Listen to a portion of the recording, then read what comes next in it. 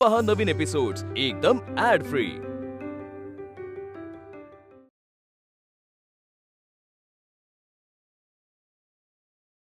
अरे इथे काय उभे सगळे जेवायचं नाही का? हा चल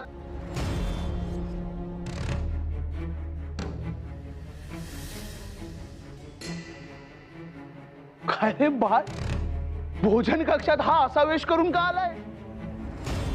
कारण त्यास वाटले मनोहरच्या मुंजीचे जेवण आहे म्हणून. काय रे? अरे हा कर्वे मला म्हणाला की भोजन कक्षात यायचं असेल तर सोळं नेसावं लागतं आणि आज खास जिलब्यांचा बेत आहे. अरे मला भूक लागली होती म्हणून मी फार घरी जाऊन सोहळं घेऊन आलोय. घरी म्हणजे तू विंचुरकर वाड्याला जाऊन आलास? अरे कर्वे हा बा तू पण कमाल करतोस. अरे हा सातत्याने तुझी फजिती करतो आणि तू त्याच्या बोलण्यावर विश्वास ठेवतोस. म्हणजे कर्व्या तू पुन्हा मला फसवलंस. टिळक, माणसाच्या आतून एकदा घडते ती चूक असते, पण ती चूक सातत्याने घडत असेल तर तो स्वतःचा मूर्खपणा असतो. हम तुला दाखवतो. बाळ शांत हो शांत हो बाळ, शांत हो. आणि कर्वे, थट्टा ही एका मर्यादेपर्यंत ठीक असते आणि ती जर सातत्याने होत राहिली ना तर त्याचे उलट परिणाम भोगायला तू तयार राहा. आणि तुम्ही काय बघताय सगळे? हा चला जेवून घ्या पटापटा. चला चला. जी का अडवलंस तू मला? का अडवलंस म्हणजे काय? आता प्राचार्य आले असते ना तर तुला शिक्षा झाली असते आणि चूक ना तुझीच आहे बाळ. अरे अरे काय अरे? अरे भोजन कक्षात असा काही नियम आहे की नाही ह्याची खात्री नको का करायला? एवढा हुशार म्हणवतोस तू स्वतःला, मग एवढा सहज फसतोस कसा रे? आणि रागावर ताबा ठेव जरा. शांत हो आता. काय जेवून घे पोटभर. चल.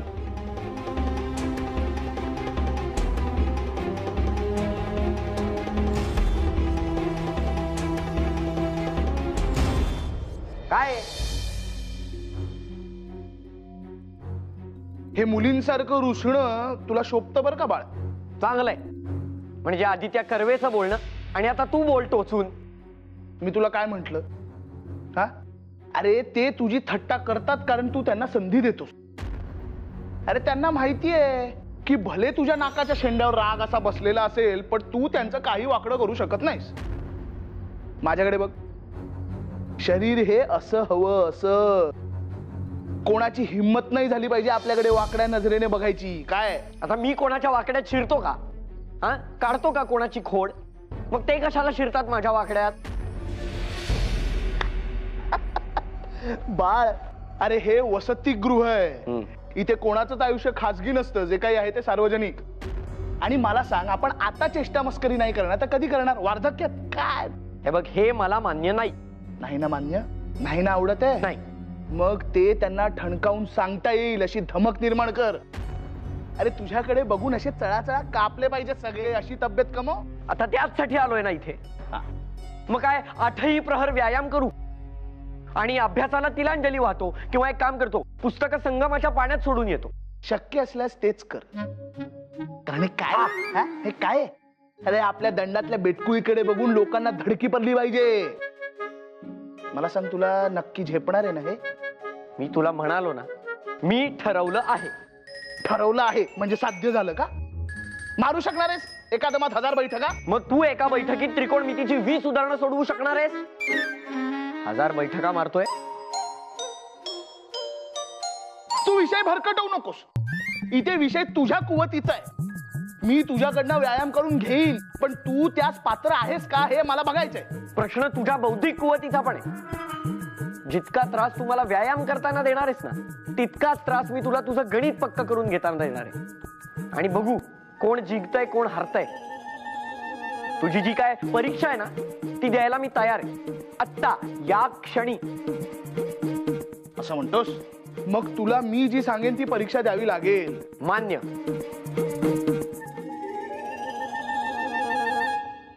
अगं भामे, काय करतेस तू? शेंगदाण्याचे लाडू. आता अगं आता निजायची वेळ झाली. आता का कोणी लाडू करतं? अहो मला राहवलंच नाही मग घेतले करायला. करून झाले की सांगा गोड झालेत की नाही ते. मी मला नको बाई. तूच ठरव ना तुझ्या अंदाजानं. तुला किती गोड हवेत तसे कर. नाही नाही, मी नाहीच खाणार आहे. मी ठरवलंय, जोवर हे परत येणार नाही तोवर मी गोड खाणार नाही. हो अगो बाई, इतका त्याग बरा नव्हे हो. आणि इतका खटाटोप कुणासाठी? यांच्यासाठी. अगो बाई, पण तुमचे हे आहेत कुठे हे सगळं खायला? अहो म्हणूनच तर ना, ते गेलेत तिकडे. आता आपल्याला माहितीच आहे त्यांचा आहार किती कमी येतो. इतक्या लांब राहतायत ते, म्हणजे खाण्यापिण्याचा तर आनंदच असेल. रात्री अपरात्री भूक लागली तर काय करणार? तुझी काळजी खरी आहे, पण इतक्या मनापासून केलेले लाडू तुमच्या नवरोबांपर्यंत पोचणार कसे? अहो त्याचाही विचार केलाय मी. ते भाऊजींच्या ओळखीचे आहेत ना टांगेवाले काका, त्यांच्यासोबत देईन पाठवून. तेवढीच यांना घरची चव चाकता येईल. वा, हुशार आहेस अगदी. किती प्रेम म्हणायचं ते नवरोबावर. आमच्या बाळला तर उचक्या लागतील. पाहू. वा, गाल अगदी लाल झाले हा भामाबाईंचे.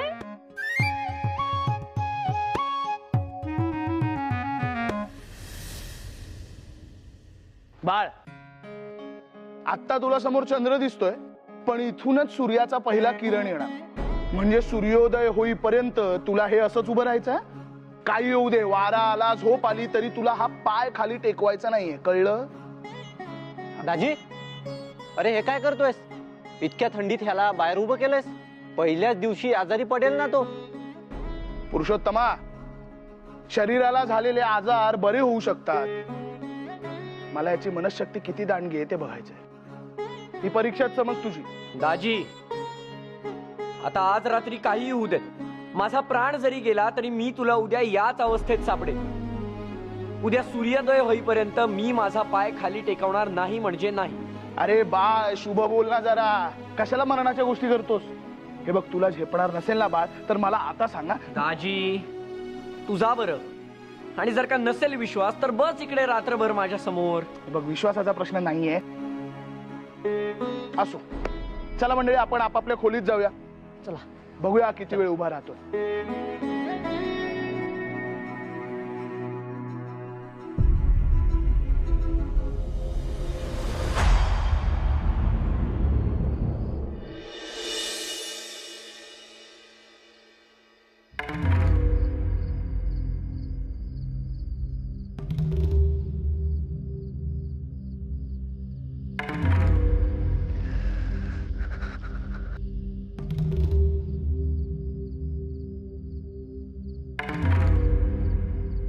अगं बाई, भामा, अगं काय झालं ग? इतकी हुडहुडी कशानं भरली तुला? ताप तर नाही ना आला? तशी पुण्याची थंडी अंमळ कडाक्याचीच असते म्हणा. त्यातून तुला इथली सवय नाही ना. मी अजून एक पांघरूण घालू का? नको सासूबाई, आता बरं वाटतंय. ठीक आहे, झोप मग आता. आणि ऐक, उद्या जरा सावकाशीने उठलीस तरी चालणार आहे. जरा विश्रांती घे. मी पाहते स्वयंपाकघरात सगळं. नाही सासूबाई, उठेन मी. अगं अगं, आत्ता नाही, अजून अवकाश आहे. तू नीज आता. वसतिगृहातही थंडी असेल ना? आणि माझी काकू म्हणते बारीक लोकांना जास्त त्रास होतो थंडीचा. आणि ह्यांना पण. अगं, तिथं असेलच की त्याची काहीतरी सोय. तू नको काळजी करूस. पण सासूबाई, हे आता येणारच नाहीत का हो? अगं, असं कसं? येईल की, सणावाराला येईल. अधून मधून येतच जाईल तो. अहो नाही, ते मला जाताना म्हणाले तब्येत कमावल्याशिवाय तुला तोंड दाखवणार नाही म्हणून. अगं, म्हणजे जरी बाळ असं म्हणाला असला ना, तरी घरची आठवण त्याला फार काळ लांब राहू देणार नाही. येऊनच जाईल तो आधेमध्ये. तू झोप बरं आता.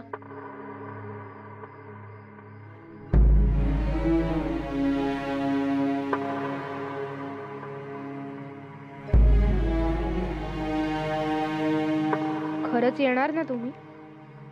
आणि आत्ता काय करत असाल? झोपला असाल ना शांत?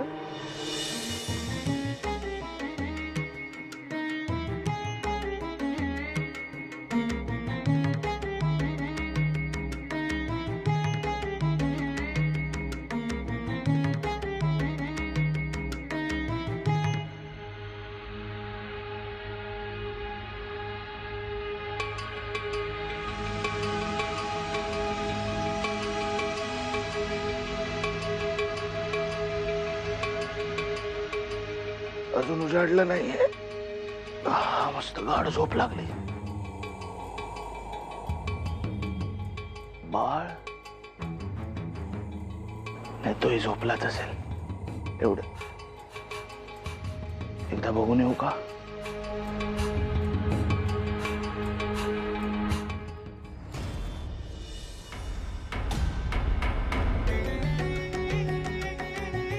बाळ बाळ अरे बाळ अरे तू अजून उभा आहेस? हा काय प्रश्न आहे? तू जसं सांगितलंस तसाच मी उभा आहे. आणि सूर्योदय जोपर्यंत होत नाही तोवर हा बाळ गंगाधर टिळक त्याचा पाय खाली टेकवणार नाही. अरे पण माझं बोलणं तू काय एवढं मनावर घेतलंस?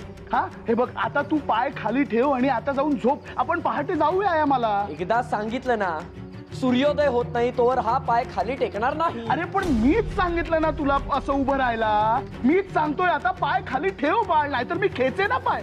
जसा धनुष्यातनं निघालेला बाण परत येत नाही तसा बाळ गंगाधर टिळकाचा मानस कोणी मोडू शकत नाही. बाळ तू आणि तुझी तत्व जरा बाजूला राहा, कळलं? मी तुला सांगितलं होतं असं उभं राहायला. मला मान्य आहे तुला समजून घेण्यात चुकलो. ऐक माझं पाय खाली ठेव. तू परीक्षेत उत्तीर्ण झालास, चेष्टेत का होईना. तू मला गुरु मानतोस ना, मग ऐक या गुरुचं पाय खाली ठेव, नाहीतर मी खेचे ना पाय. खरंच का? अजून बराच वेळ मी असा थांबू शकतो बरं? बाळ पाय खाली ठेव मी म्हंटल ना.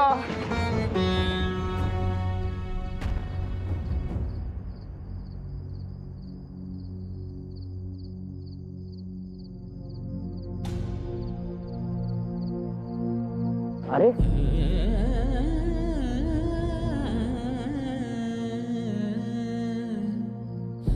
हातपाय दुखत असतील ना? अरे आता या दुखण्याशी सुद्धा मैत्री करावीच लागेल, बरोबर की नाही? बरोबर. जा आता थोड्या वेळ झोप. आपण आता थोड्याच वेळात व्यायामाला लागू. हा आराम कर.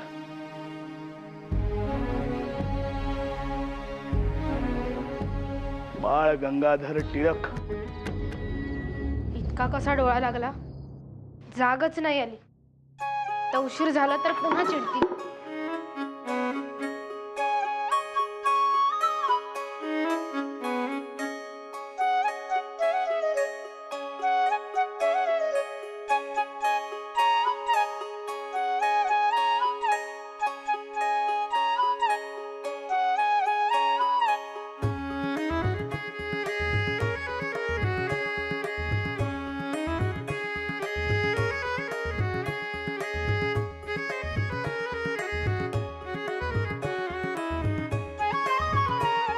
अहो ऐकलत का?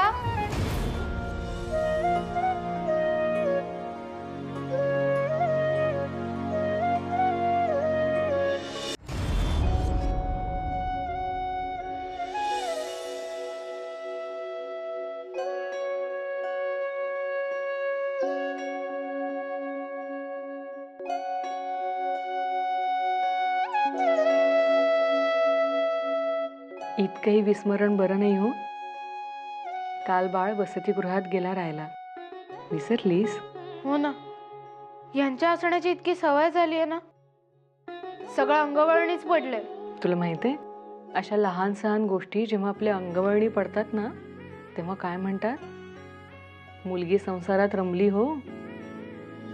काहीतरीच काय सासूबाई, तुमच्याच हाताखाली शिकले मी.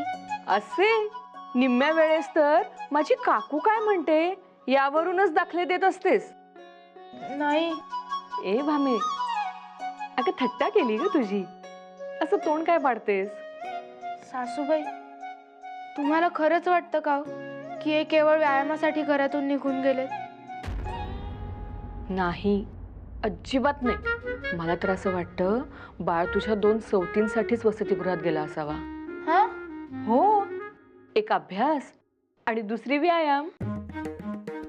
सवतीच आहेत त्या तुझ्या 2. मला तर वाटतं त्यांना माझी लाज वाटते म्हणूनच ते मला सोडून गेले. काय म्हणालीस? कसले हे भलते विचार करतेस भामे? म्हणजे बघा ना, ना मी त्यांच्या इतकी हुशार, ना कर्तृत्ववान. त्यांच्या तुलनेत मी म्हणजे अगदीच. नाहीतर भामा, तू ना अति विचार करतेस. कोण म्हणतं तू हुशार नाहीयेस आणि कर्तृत्ववान नाहीयेस? हा, तू स्वतःला अजिबात कमी लेखू नकोस हा भामे. बाळ वसतिगृहात जरी असला ना तरी त्याचं मन घरातच घुटमळत असणार. आपलं घर, आपली माणसं सगळी सुखरूप असतील ना ह्या विचाराने. पण तरीही तो निश्चिंत मनानं आपलं कामकाज करत असेल. कारण सांगू, कारण तो इथं नसला तरी सुद्धा या घराचा डोलारा अगदी खंबीरपणे सांभाळायला तू इथे आहेस.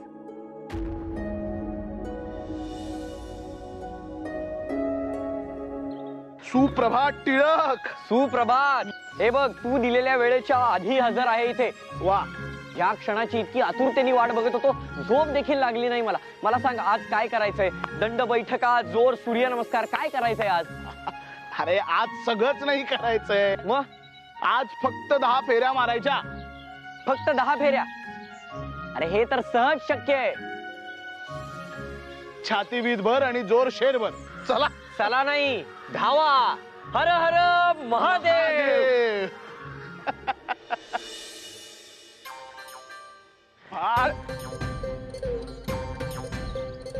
अरे हळू हळू धावायचं बाळ, हळू धावायचंय. हा चला, चल चल चल चल चल चला, चल चल चल चल चल चल. काय म्हणून सांगत होतो, हळू पळायचं. चला. चला पळा पळा. पळत राहा. काय टिळक, थांबायचं का? नाही नाही, अजून 5 फेऱ्या मारू. 5? नको नको. अरे पण मी नाही दमलोय. तुझा गुरु कोण आहे? मी आहे की नाही? मग माझा ऐक जरा. आता तुझा उत्साह बोलतोय, रात्री तुझे पाय बोलतील. अरे जे गणित मेंदूचं आणि अभ्यासाचं, तेच गणित शरीराचं आणि व्यायामाचं. रोज नियमित करायचा, पण हळूहळू वाढवायचा. होय गुरुजी. सुखी राहा. आता या गुरुजींनी आमची गणिताची शिकवणी घ्यावी. शुभस्य शीघ्रम. वर्ग सुरू व्हायच्या आधी हे कार्य तडीच नेऊया. चला, शरीराची वाढ झाली, मेंदूची झाली नाही. चला, अक्रोड खा, अक्रोड. सासूबाई, मी खरंच सांगते, मीच वाळत घातलं होतं सोळ, पण ते कुठे गेलं मला खरंच नाही माहिती. माझ्यावर विश्वास ठेवा. अगं हो, तू वाळत घातलंस ते ठीक आहे, पण सोहळ्याला काय पंख फुटले का? असं कसं नाहीसे झालं अचानक? मला काहीच कल्पना नाही. मी घरभर शोधलं, कुणी वर नेऊन ठेवलं का तर तेही बघितलं, पण कुठेच नाहीये. अगं पण असं कसं नाहीये? अगं सोन्याची जर असलेला कद होता तो आमच्या आजोबांचा. दादानी किती जपून ठेवला होता तो. माझ्यामुळे इतकं मौल्यवान सोहळं हरवलं. माझी चूक आहे. मला हवी ती शिक्षा करा. बहिणी,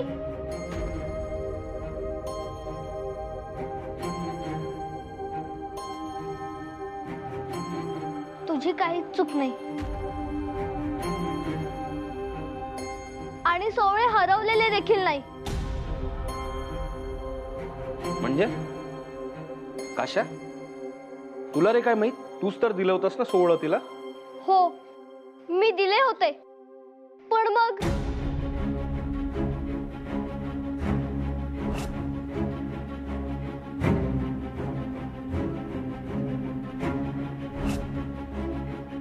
काय? म्हणजे हे काल इथे आले होते? म्हणजे हे येण्याचा भास नाही झाला मला. पण हा काय विचित्र स्वभाव म्हणायचा? आला आणि सोहळे घेऊन गेला, ते कशासाठी? बरं, आला तर कुणाला भेटलाही नाही.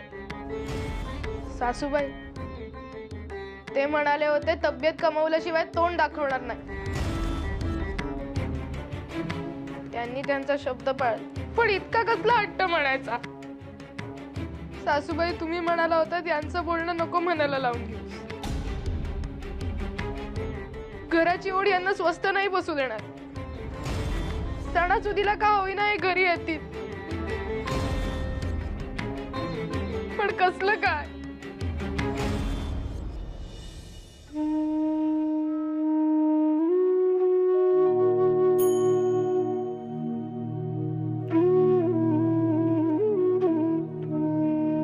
भामा, तुला वाईट वाटणं अगदी साहजिक आहे. तुला मी सांगतो ना, अगं बाळ थोडा हेकेखोर आहे, तरेवाईक आहे, पण तो जे काही करतो त्यामागे त्याची मनोभूमिका ठरलेली असते, विचार पक्का असतो. त्याने तुला तोंड दाखवलं नाही म्हणजेच तो शब्दाचा पक्का आहे, पण ह्याचाच अर्थ त्याने तुला दिलेल्या वचनाची दुसरी बाजूही तो पाळेल. बाळने एखाद्या गोष्टीचा ध्यास घेतला की ती पूर्णत्वास नेल्याशिवाय तो स्वस्थ बसत नाही. अगं शरीर कणखर तर मनही कणखर. तो म्हणाला तसं स्वतःचं शरीर कणखर करेल, खूप विद्या संपादन करून विद्वान होईल आणि पराक्रमाची नवी नवी क्षितिज पादाक्रांत करेल. आपल्या तेजाने, वाणीने, करारी बाण्याने असा काही पराक्रम करेल की त्याची ख्याती दशोदिशात पसरेल.